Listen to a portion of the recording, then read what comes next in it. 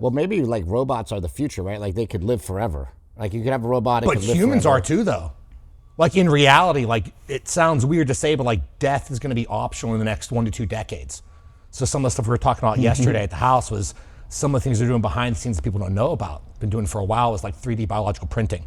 So there can literally, you print skin, you print organs. Over in the Olympics, I had 23 people in Paris compete. And 3 of those people, we actually had 3D biologically printed different muscle tissues, different tendons, and then you surgically attach them so you can have. This is great news. This means we can take as much steroids as we want. Pretty much. I mean, you know, Like, oh, I got to get my liver reprinted. Like, didn't you go like 6 months ago? You're like, oh yeah, I've been blasting a lot of stuff. In reality, though, that's what it's going to be. If you have the money, you can pretty much afford all of these different. For therapies. example, like I have really bad knees, right? They're like bone on bone. Yep. The doctor says they've been like that for years. I could get 3D printed like joints. Pretty much, yeah. And then they could put them in. Yep. And it's not available yet to the public. It's like, I know of 3 places in the entire world that actually do that. And it's super hush-hush, so it won't be after this, obviously. Yeah. But it's super cool. But even like for the knees, you don't even need that yet. How long's it been bone on bone for? It's been like, so I had my hips replaced 15 or maybe 18 years ago. Okay. And at 33, which is like a really young age to get them replaced. Yeah, that is. And at that point, they said, well, you also need new knees. Yep. And that was a long time ago. And through like certain things like the carnivore diet I do, that sort of helped keep it at bay. Good, yeah. It's still a lot of pain. You could do the whole locally applied pentosan polysulfate and growth hormone therapy. What is so that? growth hormone locally applied intra-articular into your knees, both sides. It's going to drive that stem cell migration. So you have all these blanket stem cells there that's driven endogenously. So it's coming from your red bone marrow and all that fun stuff. You're complementing that with pentosan polysulfate, which is essentially the thing that's going to drive that articular cartilage repair, drive down inflammation. There's been some studies on this as well. Yeah, right? it was approved Like as, regrown cartilage, right? I've done the growth hormone ones, yeah. Right. There was a doctor in Florida, like a decade ago, he was doing this stuff. And obviously, it's hard to prescribe growth hormone as is. I think Ron Penna is actually doing more trials with it again. Oh, cool, Yeah, good. he's restarted some of that study, I think. Yeah, I've done stem cells twice in my knees. First time didn't seem to do anything. And then the doctor said, well, sometimes it doesn't do anything. Sometimes it takes 6 months. So I waited 6 months and nothing. It was kind of disappointing. And then I went to Texas where they do a different kind of stem cell. And they loaded me up with stem cells, and the pain in my right knee, which was really bad, went away like right away, and it stayed away this whole time. That's cool. Now I still have achy knees, but it's different than having like a very acute pain. Yeah. So one of them had a very acute pain. Now they're just both achy, right? Yeah. So I'm thinking like, oh, maybe if I go again, maybe it'll help get rid of it. But who knows, you know? Usually stem cell therapies, when they don't take, it's because those senescent cells, so the cells in the area that are basically already damaged, you're bringing in blanket cells, so they're just picking up on that genetic information.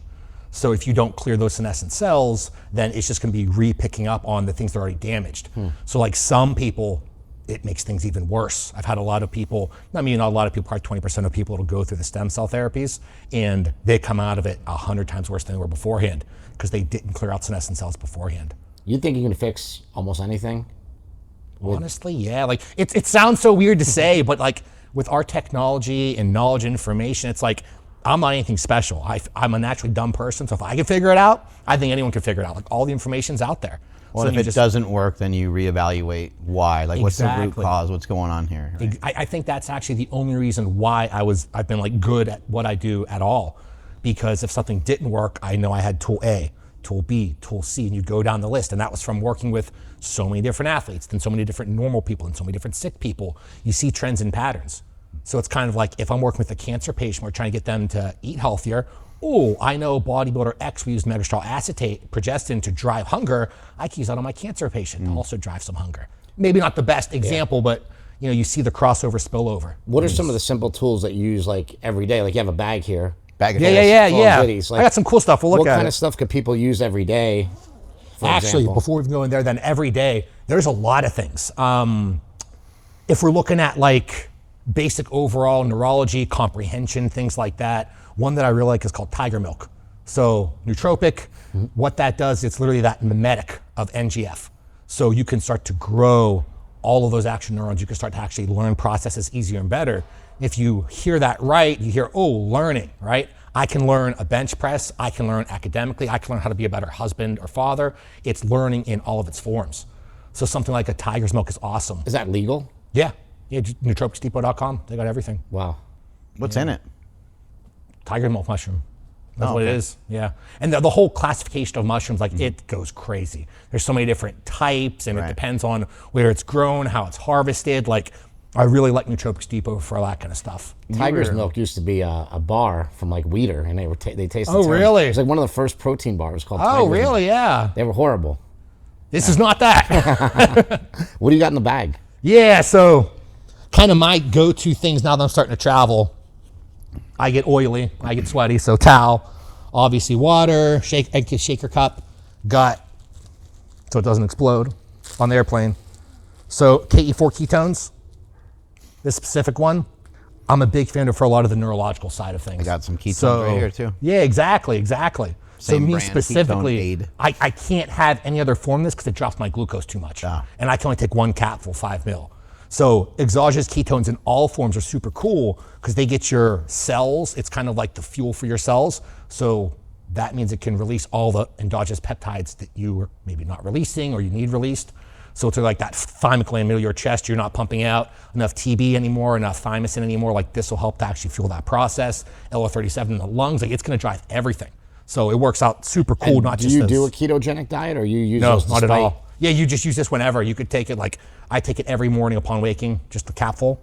I'll do my fasted cardio and then I'll do my weight training. And this is kind of like my pre-workout. Ketones are a signaling molecule. Exactly. Right? Yep, that's exactly So it. it's giving you some of the same signal as being in ketosis to a certain degree. Yeah, Exactly, remember yeah. Patrick Arnold? He like kind of invented them, right? Yeah. And he was like, I don't know why anybody would want this, but I'll make it, you know? And, Yep. and now it's got such a great applications There's for so it. much research in the athletic world and the dysfunctional world. Like it does so many things. I remember him They're telling really me cool. specifically, they're like, I don't know why anybody would ever want this. And I'm Yeah. like, dude, everybody wants it. It seems like a great supplement. Yeah, like so in the athletic world, if you're trying to be the best athlete you can be, most people are gonna have to have glucose. Most people are gonna have to have some carbohydrates or something like that. Keto diets are awesome. There's nothing wrong with them. So many people are so successful with them, but if you are someone who needs that glucose, it's kind of like you also want the benefits of ketones, so exogenous ketones. Easy way to do it. And everyone likes to argue about what it's attached to, the salt weighs it down, problems with the liver. In reality, it's all how you respond to it. Certain people will get that better sodium load from the actual exogenous ketones, and then they'll just respond better performance-wise. Other people, like for me, from a health marker aspect and neurological-wise, this was always my go-to because I have more than enough sodium in my day. And so this was always it. Is that something that you feel? Do you feel when you have some of that? You feel I do, yeah. I get a lot energy of mental boost, clarity, mental. focus. Exactly, yeah. And then I was telling you, I've been training with red light therapy in my home gym. Oh, cool. And so I Hands have, in front of it. yeah, I literally have it. Like it's just a little one, but I have it like, blasting out into the entire gym.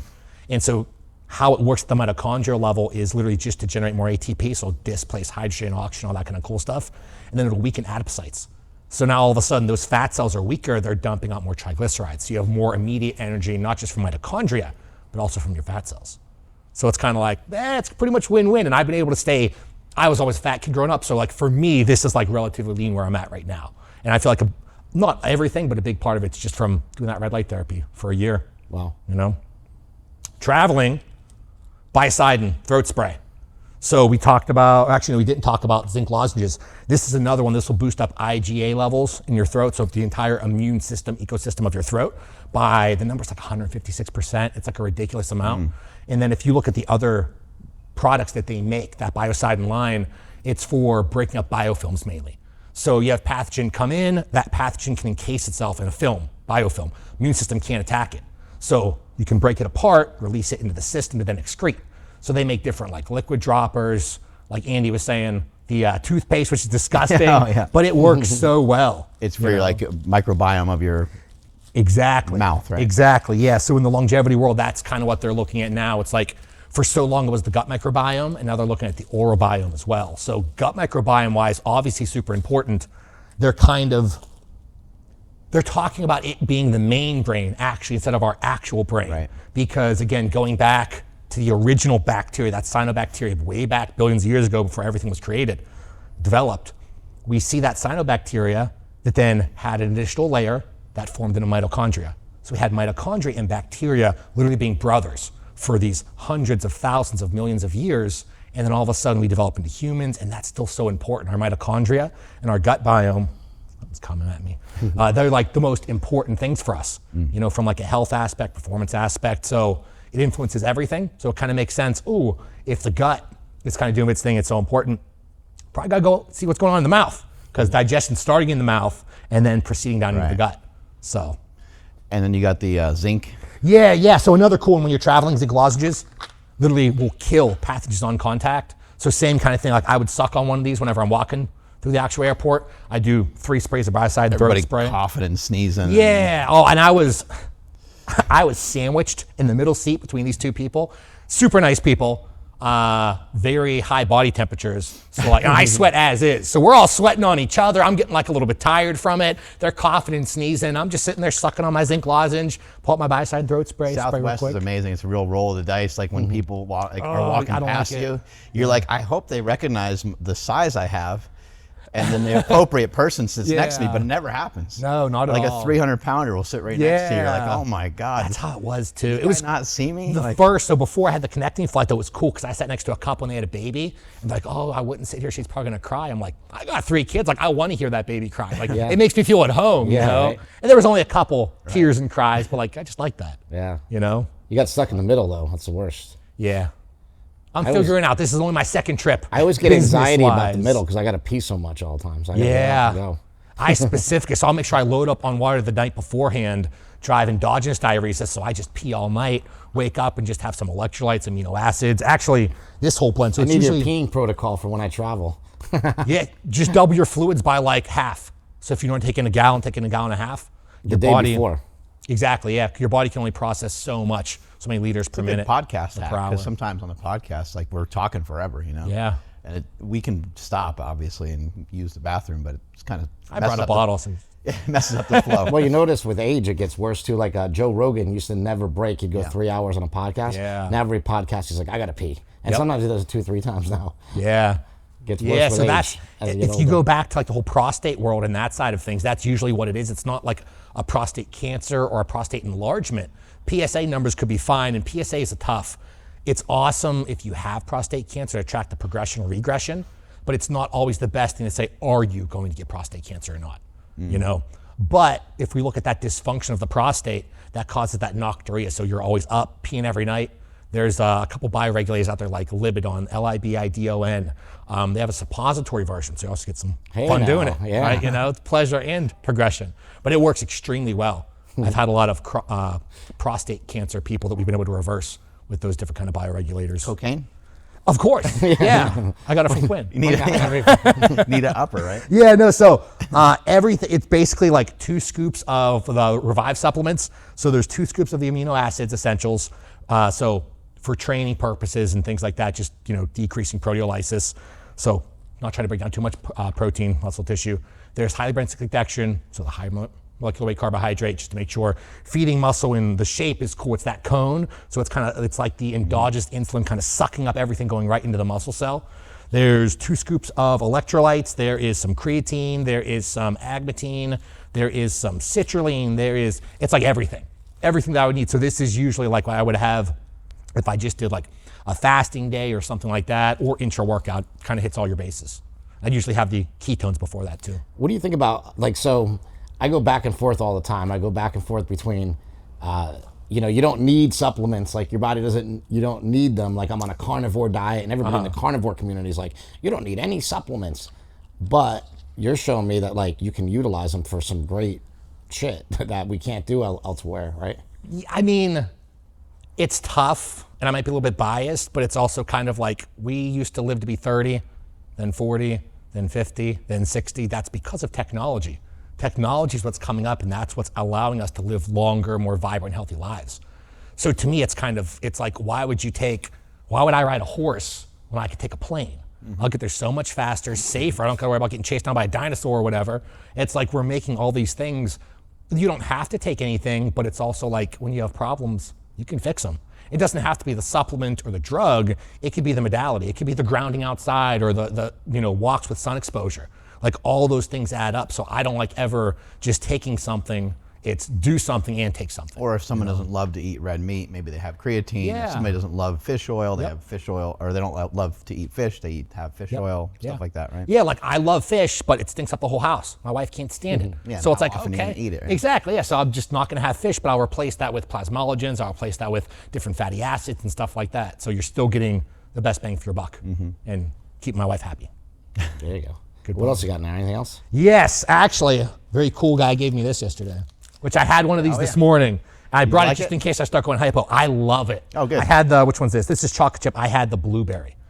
It was so good, and I only had one because I wasn't sure I was going to agree with my stomach. Right. I was like, I don't want You got to always test out. Yeah, I don't want to have to be going poop mid-podcast, you know. But this was really, the other one was really good. Great. Yeah, those are it's only like 150 calories in there, 28 grams of protein. pretty new bar, yeah. Great product. The last time I wipes? traveled for a vacation, I went into the airport, and I go to the bathroom, had to poop really bad, and there was just a line of middle-aged, obese white males, all bearded and sweating, and they're just taking turns going to the bathroom and blowing it up. Like you would hear, like me and my wife always joke about it, but that was the first time I literally walked out and I held my poop for 4 hours. I was like, this is disgusting. So when I'm traveling, wipe down a seat, you know, just because. Just you know? because. And then you're taking all these supplements, bad breath, man, kind of makes sense. My wife said that. She's like, your breath always stinks when you have that. Don't drink that around them. Make sure you have a mint or something, you know? And then 2 prescriptions, so methylene blue and then modafinil. So modafinil is the cool one. That's really like, I've always responded very well to it neurochemically. So I said before, like I'm a naturally dumb person, and I really am. Like in school, I did terrible. I had trouble with focusing. I had trouble with everything, honestly. And then I came out of school, was kind of at the end of school, and really found my passion. And it was kind of like, ooh, okay, I want to work on getting smarter because I want to learn this stuff, you know? So then modafinil, that kind of comes in as like my main neuroplastic drug. So neuroplasticity is literally just allowing your brain to expand, allowing your brain to progress, because everything in our body is plastic. It can improve, it can get worse, it can do pretty much everything. So modafinil will release histamine from the lateral hypothalamus. It'll play with like orexin neuropeptides. It'll drive dopamine. So it works in every portion of your brain. And if you respond well to it, you can do like a tapering protocol. So you would build it up over time, bring it back down. What you're trying to do, and we talked about this yesterday, building up that baseline so that my processing speed is faster and I'm doing more work, and then you pull that away. And you're doing it infrequently because you do it every day. It's the Band-Aid approach. But if you're, good. Yeah, I was just going to say, modafinil was part of a lot of world records. Yeah, that was part yeah. of the Balco protocol. Yeah. With Tim Montgomery running like the fastest speed ever, and different people were using modafinil. I guess it just kind of like gets you fired up, right? Yeah, it can drive that focus for a lot of people, that mental clarity. Hits your nervous system pretty good. Exactly, yeah. And you most people don't get that overstimulation. Fairly like safer than like Adderall and these other drugs. A lot safer, yeah, because you don't have the tachycardia. Your heart's not going crazy when you're taking it. And most people, Adderall's cool if you have to go crazy for 24, 36 hours. Like you just want to go nonstop, really, usually, I don't want to say not productive work, but it can't be emotional work. Usually if we're taking Adderall, it kind of blunts emotions for most people. So like I'm doing check-ins, I'm talking to my clients about what they did for the week and how their dogs are doing, all that fun stuff. And if I were to take Adderall, I probably wouldn't ask those questions because your emotions are blunt. You're like, eat more chicken this week. Yeah. That's all that would come out. It's like, that's not good. So then modafinil comes in as the player to improve that emotional resilience, improve that focus, concentration, pretty much everything, you know, which is cool. But again, infrequently used. We never want to take something as like a Band-Aid. And like all this stuff, I may take them every day. I may stop taking them for weeks at a time. It's all as an as-needed basis. What about methylene blue? Because Mark recommended that highly, and then he got me some from David Herrera. Yeah. And I'm taking it, but I don't know what am I supposed to feel from it? What does it do? What'd you dose it at, first of all? You know what? To tell you the truth, I don't know. It's like a dropper. Okay. Thing. So I just take like the full dropper full. I think his is, what is it, 20 or 40 mg per mil? Something like that. Either way, usually you're dosing it on the low end. It depends on why you're utilizing it. So if you're using it for like the antiviral, antimicrobial, you can do, and that's when I'm traveling, make sure that if anything does get past that throat that I was already protecting with everything else, I can make sure that once it gets into the system, it's going to be killed off. So that comes from like a lower dose of methylene blue. As you slowly work it up, it has that higher antioxidant capacity to where it's that hormetic stressor. So it's going to trick your body into basically thinking there's an infection it riles up those mitochondria to say, oh, there's an infection, send everything out to go get it. And then it gets there, it's like, there's no infection, so I'm just gonna heal. So you can use that at lower doses, or if you're using it for like the mental clarity, focus, memory recall, speech, and overall fluidity, we'll say, that's usually 20 to 40 milligrams. Yeah. Kind of helps you harness the power of the sun a little bit It better, does, right? most definitely, yeah. So it'll play with that electron transport chain a lot, you know? Make your mitochondria more efficient, make you So you're more saying energy efficient. Exactly. And the cool thing about that is if you're doing that, if you're doing that and you're getting the sun exposure, a lot of people don't talk about, is it directly uncouples androgen receptors. So that means drug, testosterone's dock and bind, it's going to undock and go to the next receptor and send its signal, go to the next receptor. So we want that undocking and resignaling because that means we're getting more chemical signal sent. And at the end of the day, that's really what your HRT is for. And that's why some people have to dose a short ester every day, subcutaneous. Other people are long ester once or twice a week. Some people long ester once every 2 weeks, depending on how you dismantle and cleave the actual drug. And the sun helps with that. So the methylene blue potentiates the mitochondria and the sun potentiates the receptor. It's kind of the best of both worlds. So in a use for like chronic pain, which is like what I have basically, trying to use it to like heal, what would that dose be again?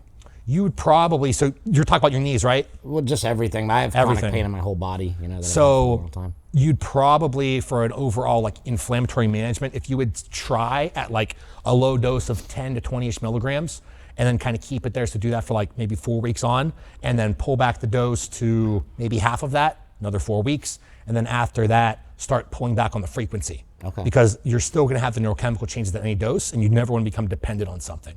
Because you'll start feeling really good. Like I've had so many people, we use it to heal injuries, and then we start pulling it back, like, why don't I feel as good anymore? Like the pain's not there, but I'm just not mentally as happy as I was. Like, I was pushing dopamine pretty hard, you know? Yeah, some of these things you don't feel them, so you don't know if they work. Mark and I have been big proponents of kratom, and I was first of all wondering what you thought of that, and second of all, like I've gotten to a point where like I'm actually trying to get off of it because I've used it for so long. Yeah. You know, and then I feel like when I try to get off of it, I just get like even more body aches and cold sweats and things like that. I'm trying to figure that out right now. What'd you work up to? About let me see, probably I want to say like 10 to 20 grams a day. Okay. A pretty good amount. Yeah, it's a pretty good amount. Taken throughout the day, like maybe 5 grams at a time. I'll be right back. So I hate saying abuse, but usually in the kratom world, once you're over that like 10-ish, 15-ish range, you're kind of falling into that abuse category. Sure. And then you start screwing up a lot of neurochemistry, and then all of a sudden, again, you have the substance withdrawal problems. So usually like the people that I work with to come off of those products and really, you know, limit their substance abuse, a very simple thing you could do is microdosed semaglutide. So that will actually modulate the cocaine and amphetamine receptors in your brain. It'll help you to actually overcome. So use it all the time Ozempic? for what's that? Ozempic? Exactly. Yeah. Huh. So you can use that at a very micro dose to manage that. People use it for binge eating disorders, for everything from an abuse standpoint where you can't break that trend neurologically. You usually do that. You start slowly tapering. It could be as slow as, like you said, you're at 20, right? Yeah. 19.5, 19, 18.5, like every other week. Like you don't have to do it, but you have to have the goal of in 6 to 12 months, I'm gonna be off of this. Yeah. And then it's like, okay, what side effects are you getting? So if you're having the withdrawal side effects, stop your tapering. If you all of a sudden have the achy pain, then you have to fix the inflammation, and then you just bring in a different product. Yeah. You ideally want to bring in something that is less negative to you long term. Because kratom's awesome, but I think it was incredible. But what happened was I was taking it every day for 3 years, had no problems with it. Yep. I would take probably about 5 grams in the morning, and then I wouldn't take it the rest of the day. I just deal with the pain if I was in pain. And then it got to be like 5 grams in the morning, then 5 grams in the afternoon, and 5 grams in the evening, right? Then now you're up to 15 grams, and now it becomes addictive. And so like I'm a huge proponent of kratom. I've been on Joe Rogan's podcast talking about it a couple of years ago. I did a documentary about it years back. Yeah. And now I look, and back then I had no problems coming on and off of it. Yep. But now I'm like, man, it's pretty hard to get off of it. Yeah. And that's the thing too, drug metabolism and your response to everything changes every year. Every day that goes by, our genome is changing based off of what we do today, tomorrow, next week, next month. And so your response is when you were 20 versus when you're 30 versus when you're 40, it's all changing. Yeah. You know? Because you're having all those changes internally. It's like after like 30 years old, it's like stem cell production goes down. Shooting Superoxide dismutase levels go down. plasmalogen levels go down. You start seeing all these things go down, and those are all of our repair systems. So if you're having less repair and you're having more kratom, more incoming potential damage, you're just eventually going to run out of room, you know? Yeah. One of the things I found that was really effective, I actually happened by accident, but I was off kratom for over a year, maybe almost close to 2 years, because I did an ibogaine treatment, which I actually did it for chronic pain. Yep. And it worked incredible. Good, yeah. And I got off the kratom for like I said, a year and a half, 2 years. But then the pain came back eventually. Yeah. You know? But it was crazy how a psychedelic could rewire your brain to like not feel pain and all these other things. So I'm actually trying to start to look into that more for different uses, like where you could microdose it and things like that. So, and that's where, as long as you're doing that, because that's awesome for that neurological perception of pain, but also make sure you're still fixing the underlying problem. Yeah. Because if not, then it's like the people that don't have pain receptors. Their hand's burning on the stove and they can't feel it, and then all of a sudden their hand's burned off. So it's the same. That's what I always think, like, because I go, well, like, I'm going to take the kratom so that I can work out, and then I come in the gym and kill myself, and then like, is that smart? Because like, no, because then you're just damaging the knees more. Yeah, you're supposed to feel it. Yeah, exactly. Yeah, like that's why pain's there. It's trying to tell you, hey, don't do this. And at certain times, it's kind of like, okay, it's that annoying headache, or it's that annoying pain that you just want to go away. Like, infrequent use of those compounds is awesome. But if you're taking it chronically for pain, certain people may have to do that, but that's never like the ideal choice. We were talking a little bit before. You said you have 3 kids and you're trying for a 4th. Yeah. And you might even want to have 10 if your wife can handle it. I would love 10, but I can't ask that of my wife. She would like it too, but body just can't handle 2 more C-sections, let alone 7 more. And then I asked you, but it was off camera. What, like, how do you stay fertile? How do you keep cranking out babies? Yep. So I'm lucky fertility for females is a lot harder to fix than fertility for guys. For guys, it's very much like an on and off switch. So you are fertile or you are not. So you're taking TRT, whatever kind of therapy. Most people are not going to be fertile. They're not going to produce and drive spermatogenesis enough. But you take enough androgens and it has the opposite inverse effect. It has that feedback loop. And you see people blasting androgens all the time and they end up getting their wives pregnant or their girlfriend's pregnant. Happens all the time. So it's not always, nothing in biology is ever like an on and off switch, but it's easier to think like, oh, I can turn it on and off because that's how easy it is for guys.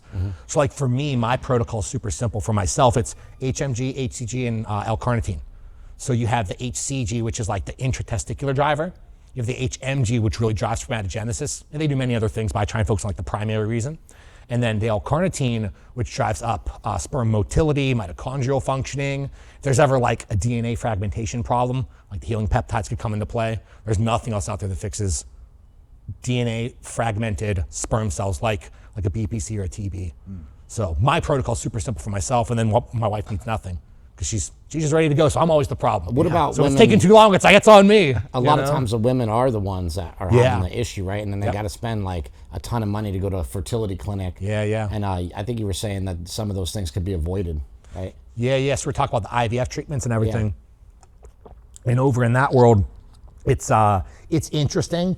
I'm starting to kind of change up how I do things because I found more and more problems in today's society with the vaginal biome. So we talked before about throat biome, mouth biome, gut biome, skin biome, vaginal biome. It's all the same. It's all bacteria in different places basically governing everything, And if we look at that kind of, it's Lactobacillus creptis. I can never pronounce the actual name, but it's the main populating variety of bacteria in that actual vaginal biome. That can get out of whack super simple. It could be a pH problem from your partner's genitalia where they're just not cleaning it good enough, or it could be hormonal fluxes. It could be so many different things, but it's so prevalent in today's society.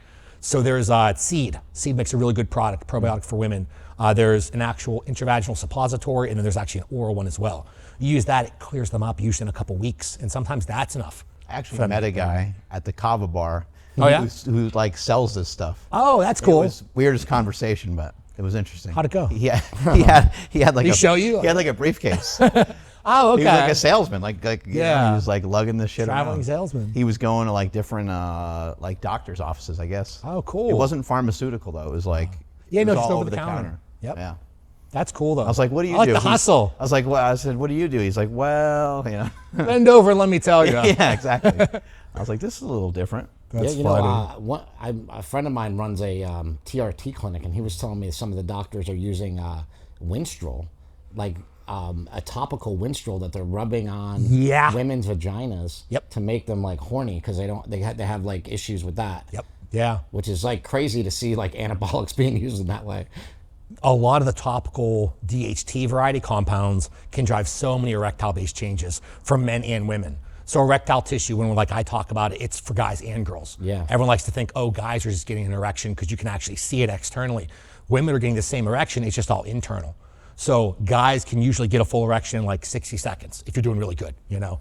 Women, usually like 10 to 15 minutes. That's where the whole, we'll say traditional gender stereotypes come in, but it's like you have to have the foreplay, you have to have that entire process, just get blood flow down there.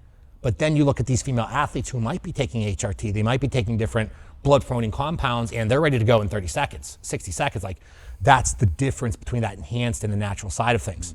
But yeah, on the female side of fertility, there's so many things you can do. There really, really is. And the DHT compounds for female erections, for female arousal, it's really big and it works really well. Awesome.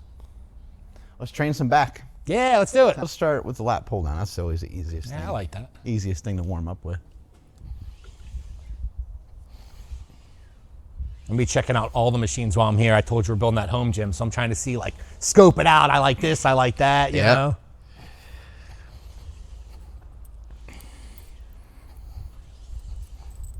Makes it fun going to different gyms and different places.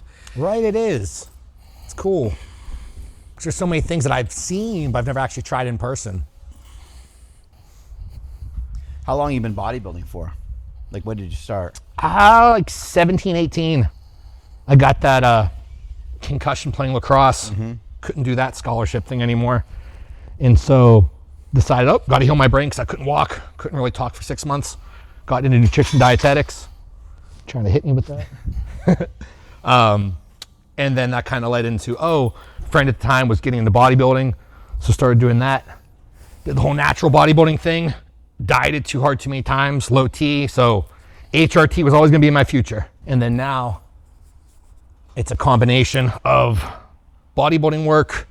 I do a lot of boxing, a lot of hill sprints, trying to, very similar to yourself, just kind of do it all. Stay in good shape. Yeah, it's funny. I was able to stay at around 240 for so long, and I was a lot leaner than I am now, but my neurology just goes, my speech goes, my memory goes. Like, I just have not adapted to being that lower body fat level because of the years of being obese. How far did you take bodybuilding? Were you trying to be a pro or anything like that? I originally wanted to be a pro and everything. I was getting ready for the 2021 Classic, and I had shredded glutes like 4 weeks out. It was such a smooth prep, but my whole life I always had GERD, acid reflux. I actually had Barrett's esophagus. So whenever it actually scars your throat, you're most likely to have throat cancer. So I reversed all that because I'm like, I'm not getting throat cancer. I'm not dealing with that. So reversed that, but it was always my gallbladder that was the ongoing problem. So as I got to the end of that prep, systemic fatigue goes up, and it's like that was the weak organ, that was the weak link. And it did, bodybuilding and the pharmacology involved in prep didn't cause it, but it didn't help. So got the gallbladder removed, and I was kind of like, yeah, okay, I'm gonna dial back on the whole bodybuilding thing. And at least, it's funny because I'm training more than ever now. I'm better than I've ever looked and felt, but supplementation-wise for me is super, super minimal just because the goals really are family and work and all that kind of stuff. You coach a lot of pros though, right? Yeah, a lot of pros in pretty much every sport. Yeah. Which keeps it fun and interesting, Yeah. So every sport, are they using anabolics pretty much, or is it just... No, like NFL is a great example. They don't touch anything illegal at all because a lot of those guys are so afraid. Because you get penalized. Like, those fines are big, you know? So a lot of those people, it's okay. What's not on the banned substance list that you can still utilize legally? Usually there's the negative connotation with injections. It's like, okay, then we go to pills, or you're trying to find things that are not banned. So they're still legal. They're perfectly fine for these athletes to utilize. Wow. That's how we try and go about it. And then in other sports, that changes, obviously. It depends on the sport, basically. Yeah, exactly. The sport, the testing parameters, because like if we're competing, like for the Paris Olympics, you have to be super careful with the biological passports and everything that they have. They know if you're taking anything. So a lot of that stuff is compounds that are not actually on the banned list. Because people don't know about them, kind of thing? Yeah, they don't know about them or don't think that they're actually producing enough benefit. Like the big one, And I'm super proud of this. This was probably like 7 or 8 years ago. I introduced diisopropylamine dichloroacetate into the Olympics. I had a couple people that did really well. Yeah. DADA. Yeah, and it completely changed so many sports. And that's actually one of the ways I got in with with working with so many Olympic athletes. What does that do? So if you look at the process of glycolysis, so just glucose to energy type stuff, there's that step down at the bottom where you're trying to get pyruvate over to acetyl-CoA, so it produces enough energy in the mitochondria and all that fun stuff. There's that rate limiting enzyme. This basically inhibits an enzyme that inhibits that process. So you basically have all the pyruvate you need. So endless energy, you know? So that's an old school supplement, pyruvate. Right. Oh, so did you ever hear Pyrucet? Yeah. So that's the oral version. It's oxaloacetate and pyruvate. And they bonded in a very cool way. So it's an oral compound. Does it work pretty good? Works really well. Wow. It's kind of like the stepchild to Dada. Doesn't work quite as well, but it's like if you're not open to any injections, like it's just an oral little dropper. And you were saying, like, you've had some athletes take quite a bit of creatine and end up with really good results. Right? Oh yeah. Creatine loading, not creatine loading in the traditional sense, not trying to super compensate anything. If you just look at the response of a lot of those people that are hyper responders, 5 grams of creatine goes a long way. So then you go to 10 and it goes even more. And you go to 15 and you will slowly work up people, and just like everything else, it's just your pharmaceutical or supplement mapping.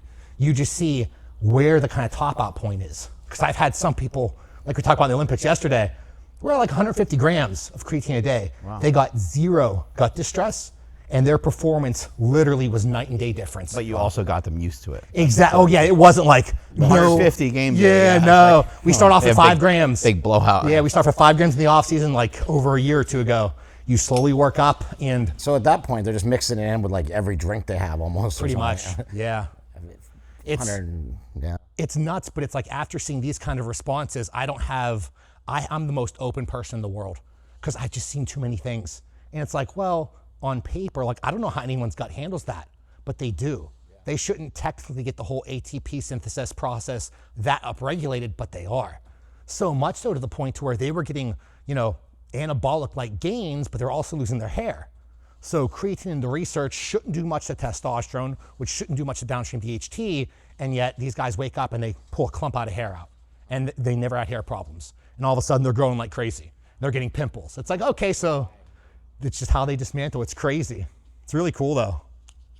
What do you think about some of the peptides? Because like I have a lot of injuries, right? So I've tried a lot of the BPC 157 and the TB 500. I just haven't had any luck with them. Is it sometimes where things are maybe too damaged? Yes, it could be your response to the actual peptide, but also, do you remember how you utilized it? Doses, frequency? Whatever the doctor told me. I did BPC 157 and TB 500 together with whatever the normal recommended dose is, which I'm not sure what it was. It was like... How long did the vial last? Maybe like a month. Okay, so you're probably doing a couple hundred micrograms a day, which is super common. In a lot of these injured, diseased, damaged states, you usually have to tick up the dose a lot. So you're talking about like milligrams. And then usually for the doctors, it gets so expensive. But I've had some people have to go upwards of 3 to 5 milligrams a day. So almost a full vial for extended periods of time. You pull back. Usually you're trying to get it as soon as you get the injury. So let's say you tear your lat today, you go home and you take a bolus dose of BPC and TB through your doctor, however you're getting it, and it can drive that immediate healing. And then if you have to have surgery, you're already one leg up. So what you do pre-op determines how fast you recover post-op. Yeah. So I've had people that tear their bicep and they're ready to go 2 weeks later after surgery. That's like, that just doesn't happen without that extra signaling coming in from the peptide world. The interesting thing is you're probably better off just getting it from a peptide site because it's actually illegal for a doctor to prescribe it. Yeah. It's interesting how the HRT clinic peptide world's going. It's gonna eventually be a battle between traditional Western medicine and then this whole new medicine 3.0 type stuff, And it stinks because it's probably going to be who has the most money who's going to win. Western medicine has the that. The only peptide a doctor can prescribe, I believe, is like semaglutide, and I think it's tirzepatide, a peptide as well. I guess you could put it in the whole category, yeah. So like all the other ones are like illegal to prescribe. Now doctors are prescribing them like crazy. Yep. Like you go to an HRT clinic, they'll give everything. you BPC. It is 100% illegal. Yep. And the FDA is actually now like starting to crack down on it. So I have a friend that owns a huge pharmacy company, and he actually makes a lot of that stuff. Oh, cool. But now he can't make a lot of it because the FDA is like, hey, you can't make the BPC, you can't make the... Do you know what's going on behind the scenes with the FDA and Big Pharma? I imagine something really bad and shady. I mean, actually not at all. So they are making their own compounds that are going to be precursors called peptoids. And so it's going to be the precursor to BPC and You want TBs. peptoids? Yeah, right? It sounds so weird. Yeah. That's at least the rumor mill what's going on, but it's also, you talk with enough people at Eli Lilly and all those places, you're like, yeah, okay, that's probably going to happen. Well, what they're trying to do is like, so my friend owns a giant compounding pharmacy, and they're trying to get rid of those people.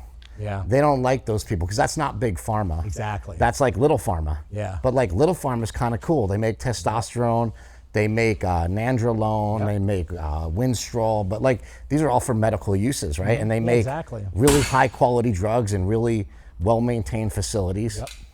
And well, some of them are and some of them aren't. That's the problem with compounding pharmacies. Some of them are, you go in the back of a pharmacy and the guy's pulling a big bottle of growth hormone out and he's dumping a little bit into a smaller vial, and that's compounding. Yep. But what I'm talking about is a gigantic drug manufacturing facility that does everything up to FDA approval. However, like Big Pharma, they don't want that. Yeah. Because they want to make testosterone and they want to charge you $100 a vial rather than $40 a vial. Honestly, though, I wish everything was, you know, you just go to your doctor, get it prescribed, as long as you can afford it, you could have it.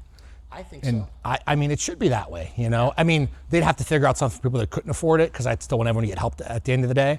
But it's kind of like, if you have the knowledge and you're coming in with actual facts, like, hey, I have no libido, I have brain fog, like my life is terrible. It's like, first thing that pops to mind as a male is low testosterone. So you get a blood test, and the blood tests aren't really that accurate too, because reference ranges only matter for the person. So like, I feel amazing at 200 nanograms per deciliter, and the same at 1400 of testosterone, and everything in between. So like, my labs mean nothing to me. I have to use purely biofeedback to say, how do I respond to this androgen or some other?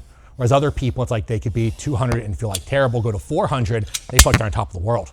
I think a lot of the laws are like very archaic too, and then you're kind of better off in a lot of these respects going to these, yeah, I did a drop set. Oh, okay. Going like the underground, you know? Yeah, really. Because they're making the stuff that people actually need and want, you know? There we go. Look at these monster lats over there. Just from all the boxing. Yep. You've been boxing for a while? Yeah, I tried to do some of the amateur stuff when I was in high school. Nothing crazy, but I just always liked it. And it was the only thing I was ever naturally good at. So it made it easier. I know we were talking about Mark Lobliner. I know he was boxing for a while. I don't know if he's still messing with that. Yeah, he's still doing it. Yeah. He was training for maybe a few years now. Yeah, yesterday Alex was telling me you can take TB 500 and BPC 157. You can just take them all in kind of one dose. You got some people taking it every other week and some people just doing like once a month, right? Yeah, kind of interesting. He'll tell you about it when he's done with his set here, but for someone like myself, I mean, I guess maybe no one likes to do shots, but you know, I'd rather try something that way and take it way less frequently and see what the effects are, rather than having, like, some people say like 2-3 times a day even. Yeah. Because I know when someone has, you know, acute injuries, well, I would load that all might the be a great peptides protocol, up. but I would just actually, even though that could be really effective, I probably wouldn't do it, to be honest with you. I would load all the peptides up Too annoying. into like one syringe, because it's like, it's easy. Use an insulin syringe, and then They don't they're water have any kind of based. cross interaction either. Yeah, so they're they don't like destabilize or degrade another. They're all like water based, right? Most of them. Right? Yeah, So pretty much. Yeah. I would mix. I think the IGF-1. Yep. And then the TB and the BPC all in one shot. So that made it easy to take. You know. Yeah, just right. one shot a day.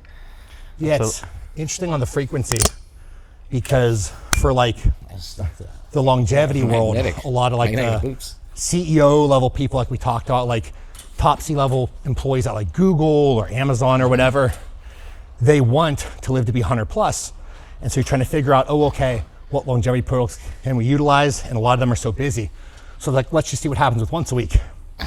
I did all the labs for years, and the same 5 milligram vial gave you the same blood work results after 30 days as did if you just did one bolus shot. So HSCRPs would go from like 7 or 10s all the way down to 0.5, 0.4. And I would imagine our supplements sort of work that way too. It's just nice to get into like having these daily habits, but like if we're to actually think about it, put some common sense behind it, our fish oils and stuff, there's probably really no reason to take them every day. They're fat soluble substances, and they probably roam around in our system for several days and even maybe longer, who knows? Yeah, that's why the whole, like, we don't just take anything arbitrarily every single day. It's kind of more as an as-needed basis. Like the healing peptides, you should definitely use them every day. You can also use them once a month, once every 2 weeks, once a year. Like there's so many different ways to utilize it. And that's kind of tough because there's so little peptide information out there still. There's a lot of great people talking about it, a lot of smart people, but it's still like there's no standardized protocol because there can't be. Because it's purely situational. And then you're also response. So maybe BBC didn't work well for you, you know? Maybe you just didn't dismantle or cleave that well.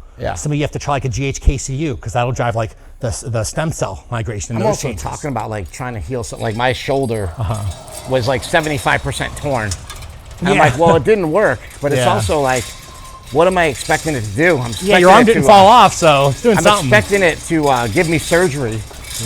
And maybe that's just not what it's for, you know? Like maybe if I had a minor tear or something else to fix it, right? Like, but I don't think so.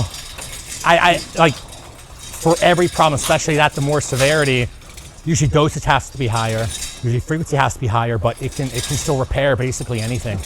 I've seen it do crazy just things. Keep going up. Pretty much. And do you think, so like I've heard mixed on this is, do you think you should inject it right into the joint that's hurt? Or do you think you should inject it just in your stomach? Localized receptor mediated clearance.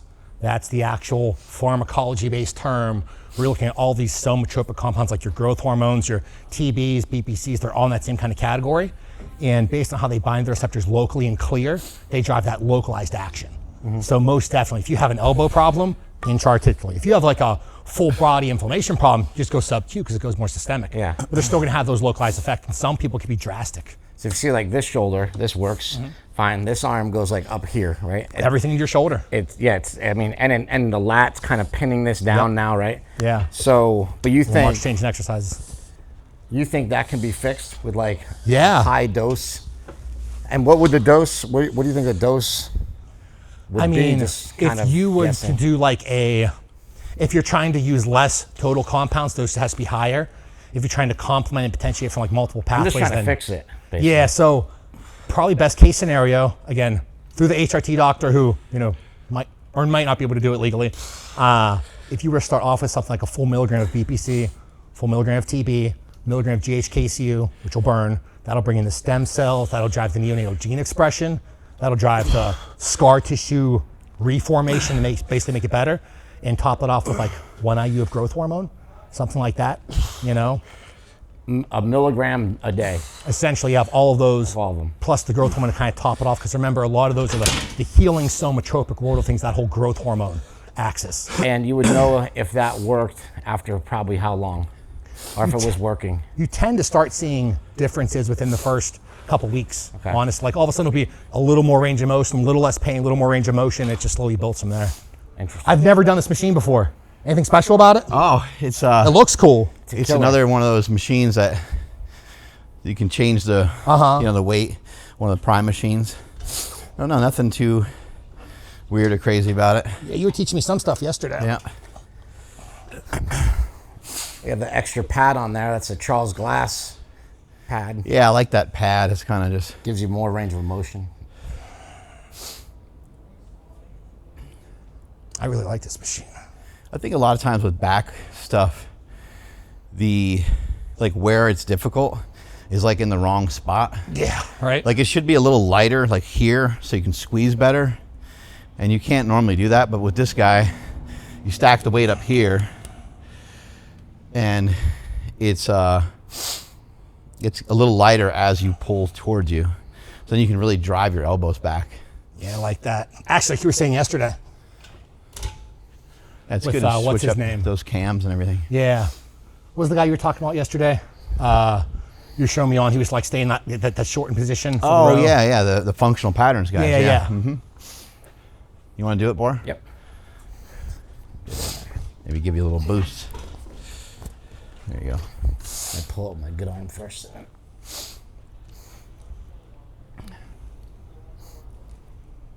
Those steaks last night, by the way.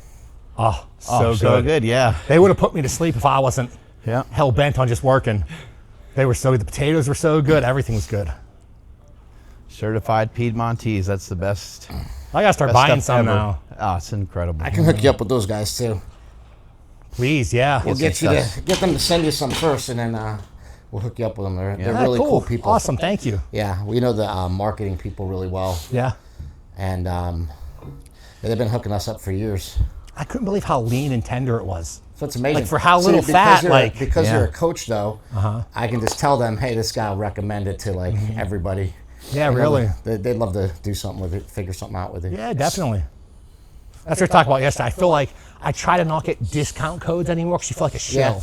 I'm like, oh, you got to buy this. Here's a discount code. Here's a discount code. Well, you can do whatever you want with them. You know, it's like it's up to Oh you. yeah, still. I'll just I'd still introduce you. recommend like if I'll it's a just good make the product. introduction. Yeah, I appreciate that.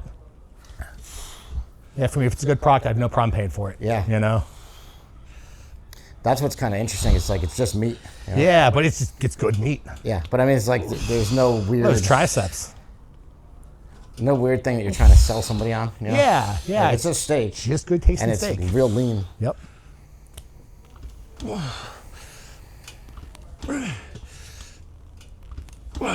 There you go. Holy smokes. Yeah, 10-ish, right? 10-ish less pounds. Yep. I'll be looking nuts, you know? It already looks nuts. You know? Oh, but even more nuts.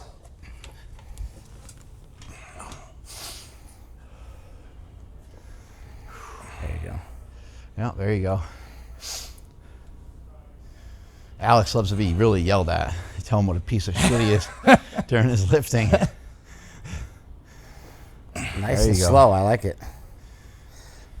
He said he played lacrosse when he was younger, and his coach would always like scream at him, but it made him like not want to do it. It's like wasn't, you know, for some people that fires them up. For other people, it's just like shuts them down. Lacrosse is a really hard sport. That like- coach, Fucking ton of running. Mike Evans, he had probably the biggest influence on me and my work ethic. Still to this day, I still shout his name to the heavens. Because I didn't like the whole yelling concept, because yeah, for me it's kind of like, that doesn't motivate me in any way, and I'm going to do me. But he was a great guy. Yep. Absolutely amazing human being. Yeah, lacrosse is fun. We would do 3 miles for the majority of practices. And in PA, there'd be, you know, feet of snow. So we get our shovels. He'd tell us to bring to practice. We have to shovel the whole track first. Then you sprint on that icy track. Then you actually start the practice. That's great. Yeah, like that kind of, like, you can't learn that kind of work ethic. Like, you got to go through it. It's great to have those coaches that they're still in your head.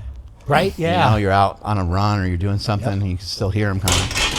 That's where Mike Evans is cool, because he would do it with us. He wouldn't do the full 3 miles, but he'd still be doing it. He'd be doing the drills. You're like that's cool. Yeah. You know, because not everyone, again, yesterday we were talking about like practicing what you preach and like having the look.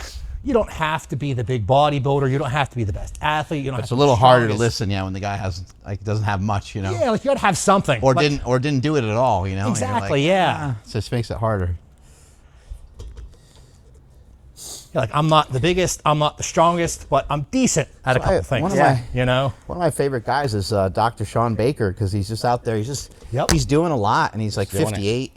Yeah, he is too. He's He's really doing a fucking good job. crushing it. No carbs, just eating meat. No carbs and no drugs. That's crazy. You know, You know. very adamant like against using drugs. Like he's like, I just don't need them. Yep. He's like, I don't care if people use them. I just don't need them. I love it. Everyone just doesn't, like, you do you. Yeah. I'm gonna be happy doing me. You do you. That's Yeah, just he never cool. puts people down for doing it. He just says Yep. like, I've never needed it.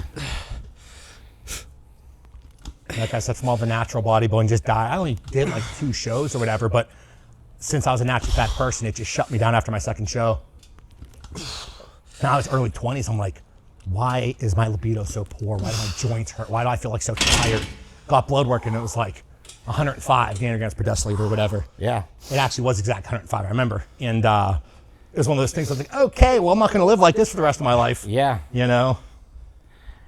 I think in this country, we just have a huge problem with testosterone. For whatever reason, microplastics, who knows what it is, you know? It's interesting when you work out with certain people that have real particular ways, you know, of doing like their back work. I was working out with a guy one time and he was like, he really wanted you to really arch a lot on your rows and he wanted you to keep them, you know, to keep them here, you know, and it's just like short. Everyone's a little different, you know, everyone just has, and that workout felt really good, but I like to mix stuff up a lot. I like to really kind of change things up. Yeah, you auto-regulate so much. Yeah. You know, I mean, you have to with your lifestyle. Yeah. You know? I also like to look at the fact of like Ronnie Coleman did the same back workout for 20 years.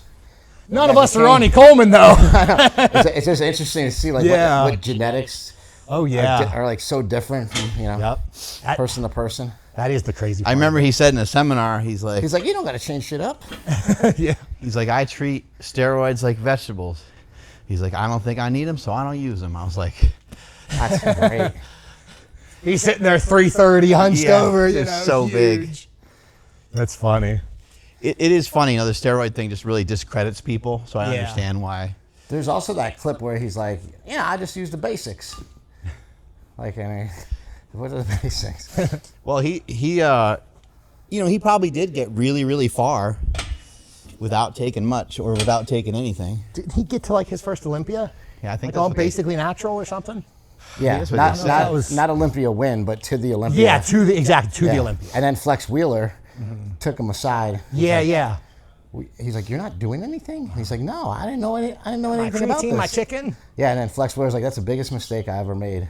Yeah. Because he would have probably won the Olympia. You ever see how big he was when he was powerlifting? Ronnie Coleman, he's like a young kid, like 18 or 19 or something. Just like waist, he has a belt on, real cinched on, real tight. His waist is like that, and he's just like gigantic. I think he deadlifts like 760 or 780 or something. That's awesome.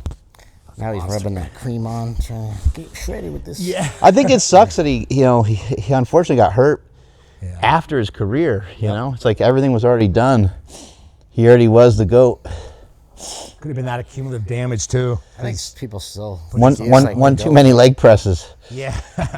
Fucking A.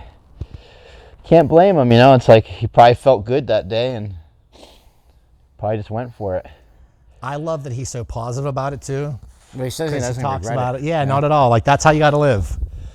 You do you be happy. You know, there might be consequences for things you do, but if you're cool with it, then you're an adult. You make your own decisions. What are the favorite things that you've used? Like if you had to name the top 3 things that you've used. Probably like just as a general rule of thumb. Drugs, supplements, anything. Like what do you think made the You're gonna laugh at biggest this. drivers? What? Walking outside, because I do it with my wife and my kids. I think the walking outside, modafinil, and doing a lot of high intensity work. So like a lot of my boxing stuff or hill sprints, weighted vests, like probably not what most people would like want to hear or expect to hear. But for me, like I think about it more than just like the physique side of things. Like me and my wife got so close. We were always close, but we got even closer on our walks. We talked and solved so many problems. We started those during the COVID shutdowns.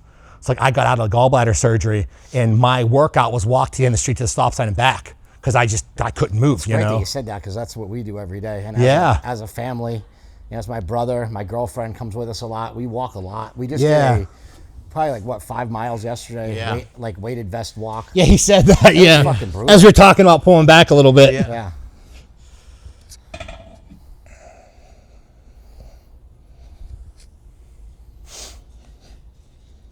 Where'd you buy this from?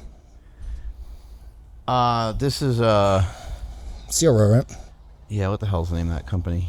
Watson. Okay. Yeah. Because we definitely wanted to buy one. Because my wife loves these. Yeah, I just suck at these, so that's kind of why. Good, I need to work on these. All right.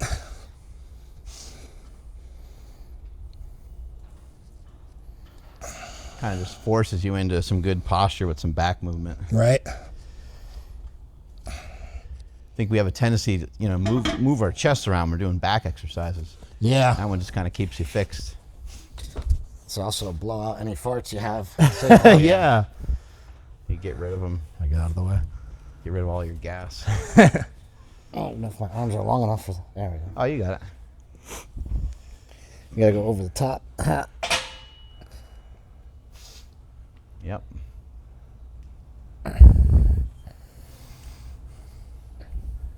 So we've had, you know, all kinds of different people on the show talking about peptides and talking about performance enhancement, talking about steroids. Probably some of the more popular stuff on our show has been when we talked about like sex and sexual dysfunction, sex performance and stuff like that. And we had one show with this woman, Susan Braxton. Yeah. And that show went pretty big. But there was a couple other shows where it's funny because we talk like penis pump and stuff like that. Leo. And then people are like, what is this, you know, talking about a penis pump? And they're like, what's the website again? You know, Yeah, right. Kind of like Adam and Eve, And there's what? a million What's the backslash? 92772? How do I There's save a million 25%? views on it. And you're like, how? Yeah. How do I save? If you guys want to talk about the sexual side of things, I work with so many adult actors, it's- actresses. There's a lot of stuff that you could do over there. Like, guys can literally add girth-wise 1/2 inch to 3 inches, length-wise 1/2 inch to maybe 4 inches, depending on the person, how they respond Yeah. to it. Were you friends know. with Leo? Leo who? Leo Rex, Leo Longevity. He had me on his podcast He used to talk about you a lot. a while ago. A lot of crap, yeah. He hated me for whatever reason. Oh, he hated Yeah, you? and then I thought like he talked good about you. I thought. No, yeah, like him. So it was him, Boston, and someone else. They did like a whole podcast about me. when I they- reached out to all of them, and they're like, I didn't say anything bad. I was like, okay, like whatever. Like I don't care, but like me and Boston were super close friends. Maybe that. Boston was talking good about you.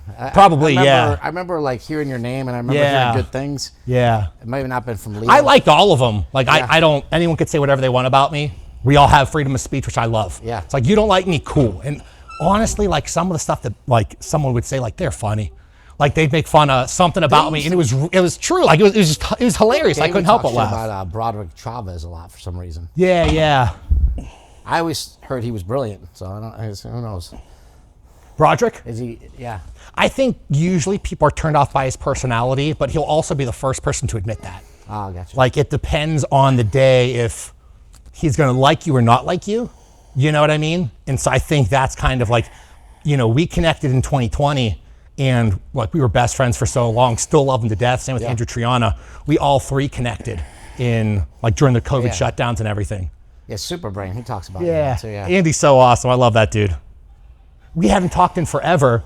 And then I hear the other day, like I texted him real quick and he's like, oh yeah, I got a fiance now. Or someone told me about it. I was like, oh my God, like Andy grew up. That's so cool. I love that guy. He's really cool. He is too. Yeah, he's got such a baby face. Yeah, right? Doesn't he? So smart though. He starts explaining He's something. I think he just turned 20, yeah. I think he just turned 29, I think. He's too, yeah, because I'm 31. Yeah. Yeah.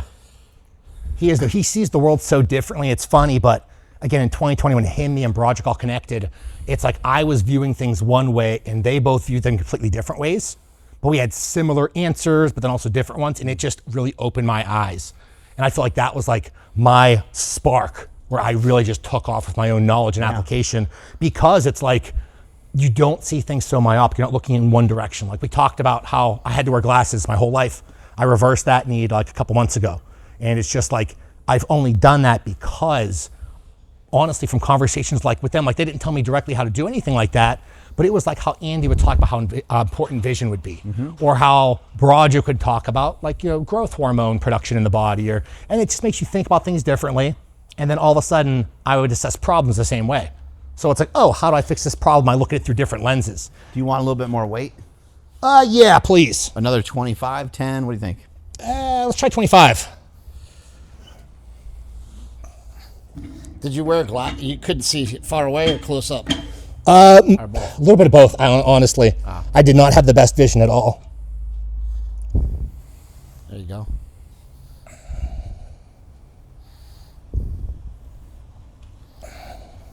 can see, like, if you come over here. My butthole. Yeah, you can check out his butthole. I can't even believe it's waxed like that. It's unbelievable. I didn't know they did that in Pennsylvania. But you can see how at the bottom he's really relaxing and letting that stretch. And that's what you're kind of hoping to get from some of your row movements. And then also the pause. I think especially for like younger lifters or people that just really haven't done much pausing in their training, it's a great way to get more out of every rep that you do. Going slow and controlled like this and kind of bodybuilding your exercises is kind of monotonous and boring. You're gonna kind of want to go a lot faster, but most likely you're better off slowing down a little bit. The older I get, the more I'm applying quality versus quantity in everything in life. Right. It's the quality of every repetition, the quality of time spent with my friends or family. Like, it's quality. I don't know if I can do that much weights. My arm doesn't work that good.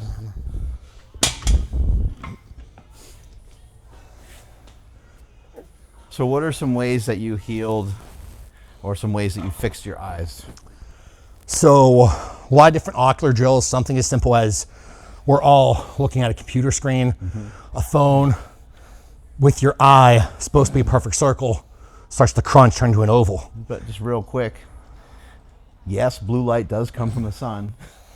All you people that get all worried about the blue light blocking glasses, blue light does come from the sun, but there's many other spectrums of light that are coming from the sun. So when you're looking at your phone or you're looking at your television, you're just getting like blue lighted to death. So if you're in a place that has blue light, has artificial light, try to open stuff up so you get other rays of light into your eyes. And like we were talking about yesterday, saffron is one of the only over-the-counter supplements that'll actually kind of work at the epigenetic level in your ocular tissue to turn on genes to literally protect against blue light overexposure. Because we need exposure to everything, it's always how much. So you're on your phone 10 hours a day versus like 2 hours, that's a big difference, you know? Right. So saffron was a big one, the ocular drills, because again, you have that oval shaped eye, you're trying to make it into a perfect circle, musculature behind it, since you're always focused in, your glasses change the spectrum of light, hits the back of your eye differently, shortens that musculature. So now your eyes are getting turned into ovals over time, and then you're always in that shortened position, so you're trying to lengthen. So you take your walks outside, stare off into the distance. You buy one of the eye charts, you put it up like this distance away from the wall, wherever you work at your desk, and every 30, 60 minutes, like doesn't have to be specific, but for a couple minutes, just turn to the side and just look. See how far you can look on that actual eye chart, and it'll slowly lengthen your eye. And you can do different like... block one eye. And exactly. Yeah, and you can play around with, like, it doesn't have to be that specific, just something to help. You know, like I'll do some of the ocular massages too. That's more just to bring blood flow to the area to help recovery and stuff like that. You look like a retard because you're like, you know, but it really helps. And then digging into some of these tissues here, right? Like yep. Some of that. I get a lot of deep tissue work done on my forehead and stuff like that, just to release that, because like everything was tightened in my head for over a decade, you know? And then 3 big drivers are going to be the eye drops. So CanC eye drops, it's chelated carnosine. It started off over in the canine world to reduce glaucoma, glycation, like all the ocular-based problems for dogs. Started applying it to humans, start working out really well. So you have that in the morning, and then at night, you would, through your doctor, get your TB 500, your BPC 157, reconstituted normally, put it in an empty eyedropper. And you would do something like 50 milligrams of each per eye at night. So you blend it up. BPC and TB in your eye? Exactly, yeah. So in the research, they use TB for chronic dry eyes. You can see like women's underwear and stuff, right? Like I can see everything, yeah. Right, like you're packing right now, you know. You're not doing so good. You can see the sock I have you can see the sock I have in the front of my shorts. There's a ring on there or something. Yeah. But yeah, like it's just normal, traditional BPC and TB. And it's been, again, I said before, like I'm not the smartest guy, all this stuff is out there. They've used this in the research forever. They've been fixing chronic dry eye, macular degeneration, like it's all out there. You just have to apply it and then figure out where the dosages lie, where the frequency and duration is, and then what else has to complement it. Because research is specific, which is awesome, but it's also not that specific for us. Because in a research setting, it can be so truncated, I guess is the best word, which makes it specific, but at the same time, you're not incorporating daily variables. Like in that study, like a lot of the studies and the things that they were doing, people were on their phone for 8 or 12 hours. So they weren't staying up for 2 or 3 days at a time. Like things that some people have to do. Yeah. So you have different ocular strains, different regions, different sun exposures. So then you kind of have a map for, oh, this type of demographic responds better this way, this demographic responds better that way. And you just tweak based off the feedback. A lot of the stuff is just taking research that exists. Yep. And applying like, oh, well, let's try this because that sounds like this would work, right? Yep, exactly, yeah. Kind of thing. And then if I can't find any research on it, then I go the next step and you just start looking at different things endogenously that are produced. Like Dada, but way back in the day, found out about it, started learning about it, and that was actually over in the liver failure-based world. And I had used it originally with 2 people that had like liver cirrhosis and some different hepatic dysfunctions. And I thought endogenously, oh, it should work this way. So can't get it compounded, so I'll get the CAS number, I'll get it synthesized, and they would do this obviously, because it's all legal. And then they would just make it themselves, apply it, and it would work that well. So then it's looking at the research, looking at all the information, and also what's happening endogenously. Because if you know how a chemical, a hormone, a neurotransmitter, if you know how it works, figure out how to get to the end result, either with a precursor or taking the whole end product. Like there's so many different ways to get from A to B. You just have to weigh out all your options and see which one probably sounds the best. I feel like such a retard trying to climb up on here. There we go. Very I great. feel like I'm gonna fall. Did a great job. Yeah, Alex was over our house last night and he was talking to my daughter Quinn, and Quinn's 17, and I think they're just going back and forth talking about some stuff, and Alex is like, well, that would only happen like if you're taking cocaine, and Quinn's like, why are you trying to sell me out in front of my parents?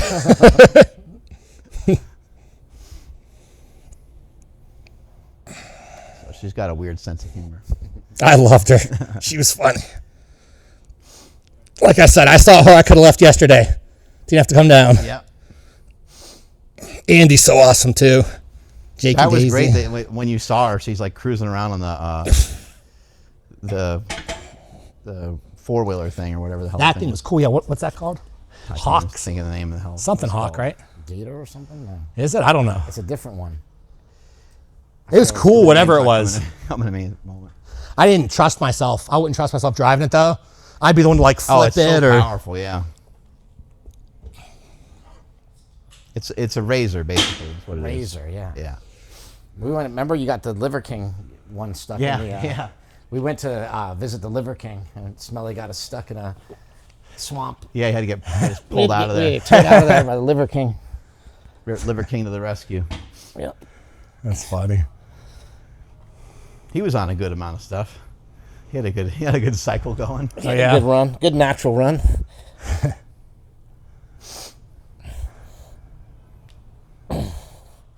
See some veins popping out. Mm-hmm. They're fake.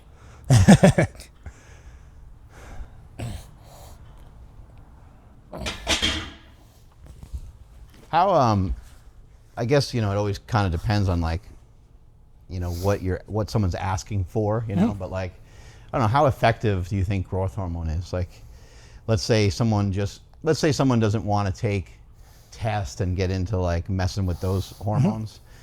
Would growth hormone on its own be effective for some muscle growth and maybe some fat loss? Amazingly well. And like a lot of practitioners, whether it's legal, FDA, whatever or not, a lot of practitioners will prescribe like, a quarter, a half of an actual IU, and that can do a lot compared to endogenous production. Mm-hmm. So you have how it works at the stem cell level. You see how it actually starts to mature these new myocytes, so these new muscle cells. You see that it starts driving. So we have that process of lipolysis. So basically fat cell and all those little lipases come off. They basically go inside, cut off those little fatty acid tails, dump it into the bloodstream. It drives that whole process. It drives a process neurologically called oligodendrogenesis. A little bit more energy. Everything. Energy efficient, Exactly, right? yeah. So then you correlate that to the body composition, fat loss person or whatever, and it's kind of like the best recomping tool, but it's not just recomping your body composition, it's your brain, it's doing a lot of cardiac healing. A lot of people with like cardiac failure can take some very low dose growth hormone therapeutically and get a lot of benefits from it. What do you think the best stuff is for fat loss? Like that's my problem is getting rid of this, and sometimes because of the pain, I can't exercise as much as I want to. Yeah. I do a ton of walking. I walk like 20,000 steps a day, but sometimes I just eat too much. Yeah. So what do you? Is there things that you could take for fat loss that actually work? There's a lot. Yeah. So do you want to go over the counter first or through the doctor prescription? Want to keep working out? Yeah, and we'll talk. Sure. Yeah. Is it your turn or is it my turn? I don't know. I think it's my turn. Yeah. Okay. Yeah, go ahead. Keep You're talking too much. Yeah, so if you start off in the over-the-counter world, there's so many things. I mean, like the L-carnitines are absolutely awesome. That's driving that process of beta oxidation. Or the oral acetyl L-carnitine is awesome for the donation of acetyl groups or methyl groups to the acetyl-CoA synthetic process. So that's more like the neurological compound. But the injectable preparations of L-carnitine, that's more like, I call it looping beta oxidation. It just helps you move those fats across those layers a little bit easier. So carnitine's an awesome one. If there is a ATP conversation, like we talked about that a little bit, like the exogenous preparations and things like that, that could do some really cool things because that's more adding fuel to the fire. Yeah. So if you already have that fat loss fire burning, essentially the ATPs can come in and just accelerate that process. You know, if you look at the yohimbines of the world, those are absolutely awesome. Yeah. Problem is, though, then you're getting into the stimulant category side of things. I'm allergic to yohimbi. If I take yohimbi, Throw I get up? I get Really that was the last time I took it, actually. I was good with HCl, but then I can never pronounce it, the ralston, however you pronounce it, the alpha yohimbine. And I did my cardio, and I did it fasted, and I threw up like crazy afterwards. Some people take like just smaller amounts of it too, right? Oh, yeah, definitely. Yeah, because it's a lot more potent. And then what about stuff like cardarine or any of that kind of stuff? Cartarine's a really cool one. I don't really classify it in the fat loss side of things. It's mainly actually used to, what's that? For the cardio? Yeah, so it'll drive up oxygenation, so you can train harder, longer, all that fun stuff. But even cooler than that is it actually changes HDL functionality. So it'll lower LDL, depending on the person, might lower total cholesterol, but HDL gets jacked up. So your HDL particles work better. Yeah. So it was originally... Mine was like 99. Oh, geez. Blood work. That's nuts. Because it's... What was everything else? Carnivore diet. The LDL was pretty good, but like 115 or something like that. Or something. Okay, so what's total cholesterol? It was under 200. Okay. Yeah, usually like the ideal... It was like maybe like 100. No, maybe... Yeah, the last one, when it was 99, I think my total cholesterol was like 215 actually. Good pause. It's a little bit higher than I want it, but I don't think it's a big deal because I was on a carnivore Actually, no. The ideal cholesterol range is like 200, 250. Yeah. Yeah. That's like... Well, I think they keep trying to come down because they're trying to get you on statins, right? The doctors, not you. Yes. I'm saying not for you, but it's for a doctor. And then the focus is all on apolipo B. So that LDL variety, whereas A is the HDL variety, and then E is that transmuted flux. You can do both. I remember when I was on cardarine and a carnivore diet, my HDL was always cranked up, seemed to be. And honestly, like HDL is awesome. It really is. But I think most people do overemphasize it, and then they demonize LDL and total cholesterol so much. And in reality, we want balance. You want a balanced apolipo A, balanced apolipo B. You don't want to tank total cholesterol. That's like the Japanese, we talked about that yesterday, the 15 or 12 million people that they've actually observed for decades, where under 200, 250 total cholesterol, it's like 50% increase in mortality rates. Yep. And you see that because statins are higher than ever, cholesterols are lower than ever, and yet cardiac events are higher than ever. So it's definitely an interesting conversation. But yeah, cardarine does a lot of things. I don't really use it as the main like fat loss player. It can do that, but it's more like the endurance player or like the lipid player. Interesting.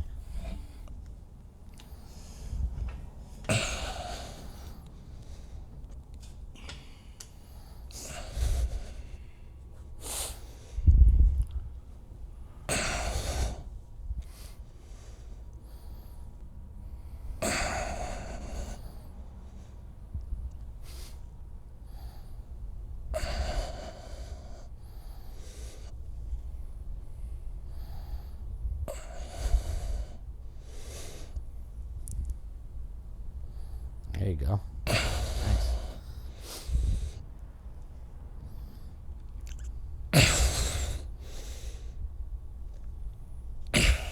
That was it. The last one. Yeah, it's like once you fail, you're good. No going back. I keep doing that, sorry. Oh, it's okay. God does it every time. So what else for fat loss? You got a SLUP, right? It's supposed to be pretty good. Yeah. Finally getting popularized after using it for 6 years, you know? What's SLUP? SLU PP332. So it's Is it like that matters. I call it, it's under that ancillary category side of things. It could technically be a peptide. It's only an estrogen receptor, orphan receptor based modulator. I guess what I'm asking is you get it on the peptide SARM sites, basically? Pretty much, yeah. Yeah, doctors aren't prescribing that. Yeah. But that's a cool one. So it's the only compound out there, over-the-counter peptide or anything, that drives up beta oxidation in a parasympathetic environment. So when you're resting 20 hours out of the day, that's whenever you should be getting really good at fat loss. Like I know Andy's been out here, I'm sure he's talked about the PBO system so much. If you get good at that, then you're losing fat the 20 hours you're not training. He talks about, people having kind of almost like, quote unquote stubborn body fat. Yeah. And they can't sleep. Poor BBO systems. Yeah, you see it connected quite a bit. Yeah, that's exactly what it is. So it can drive up that.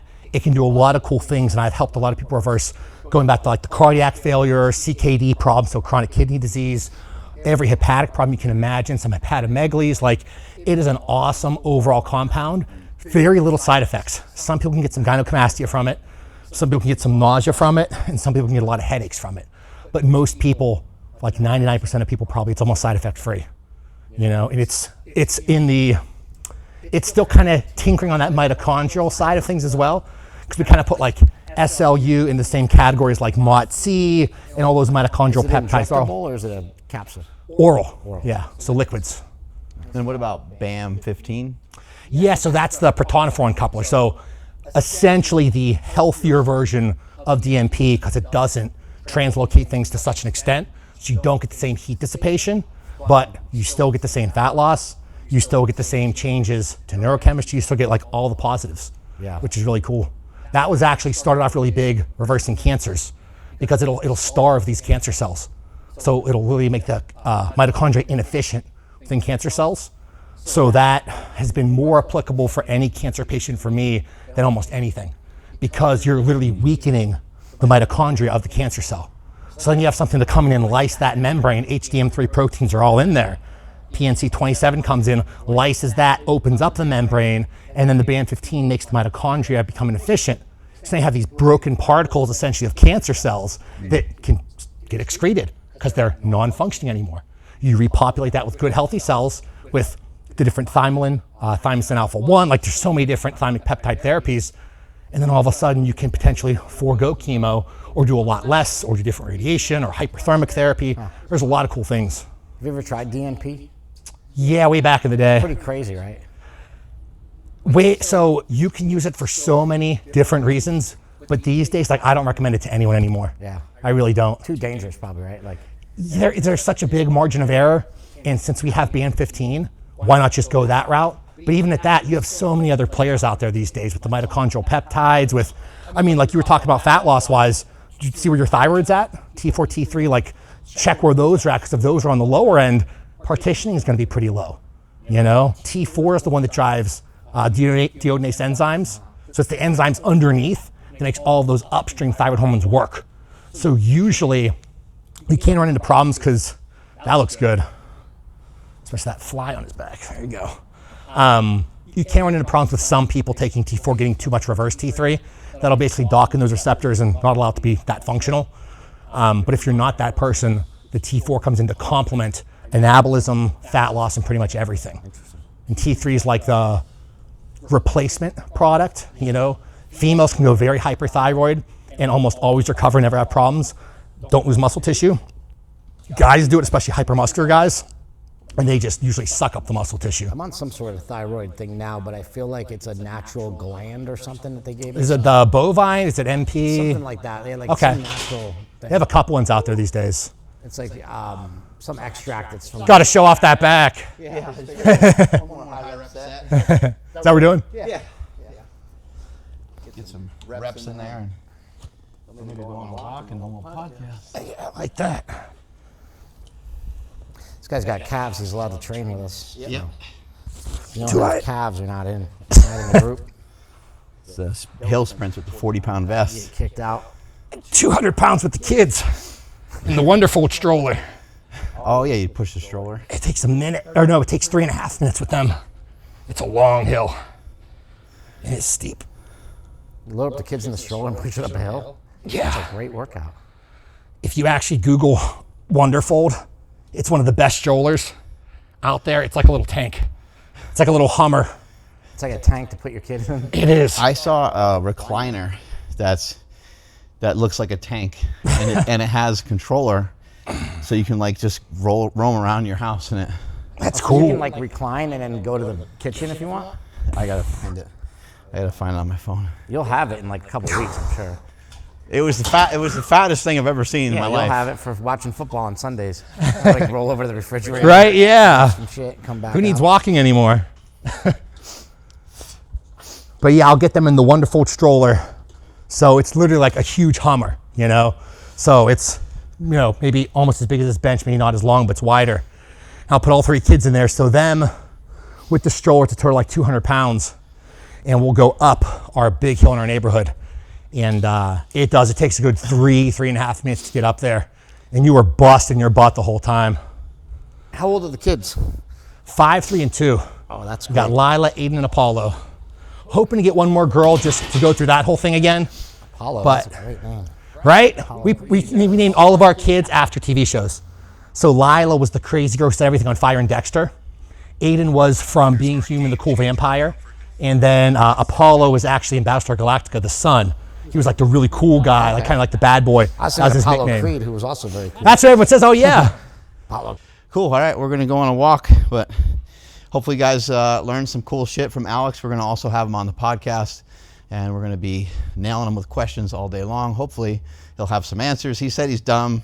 I'm pretty dumb, so we should have a really stupid podcast that you guys can look forward to. Strength is never weak. This week's is never strength. Catch you guys later. Whoosh.